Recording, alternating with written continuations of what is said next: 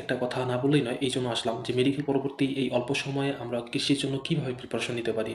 আচ্ছা, একটু অ্যানালাইসিস করো না যে কৃষিতে কাটমার্কটা কেমন ছিল।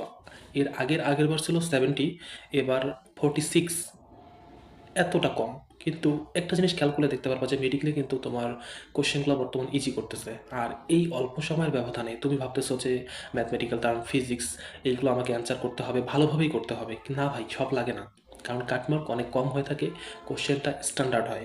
এখন এটা কেন বললাম, তুমি যখন সব কিছু সলভ করতে যাবা, আবার কোচিংয়ের সাথে তাল মিলাইতে যাবা। এখন কিন্তু কোচিংয়ে, যে কোনো কোচিং বলো, তোমার, আমি মেডিকেল স্টুডেন্টদের জন্য বলতেছি, তোমার এই জিনিসটা কী হয়, একটা তারা রুটিন সাজায় দেয়।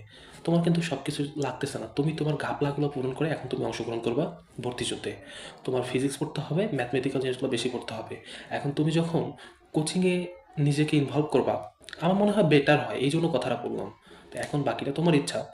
তুমি যখন কোচিংয়ে নিজেকে অ্যাটেন্ড করবা, তাদের অনুযায়ী তোমাকে চলতে হবে।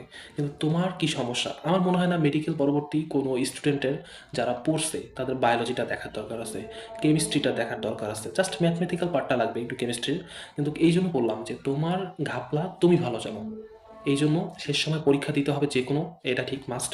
কিন্তু এই টাইমটা, এই 10 দিন, আমার মনে হয় তোমার একাকী নিজের ক্ষতিপূরণ কোনগুলো সেগুলো দেওয়া উচিত। আশা করি বোঝাইতে পারছি।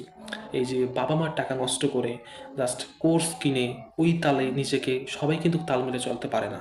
তুমি চেষ্টা করো যে আমি 1 ঘন্টা পড়বো, 10 মিনিট বিরতি নিব, আবার 1 ঘন্টা পড়বো, 10 মিনিট বিরতি নিব, বা আমি 3 ঘন্টা পড়বো। কখনোই রুটিন প্রপারলি একদিন করলে পরের দিন পারবা না। আমার মনে হয় যে নিজেকে নিজের মতন করে গড়ে তোলো। এতটুকুই বলার জন্য আসছিলাম যে কখনো আর নেক্সট টাইম যাতে ভুলের দিকে জিনিসটা না যায়। কারণ একটা পরীক্ষা দিছো, নিজের কোন জায়গাটা ল্যাক এটা তুমি অলরেডি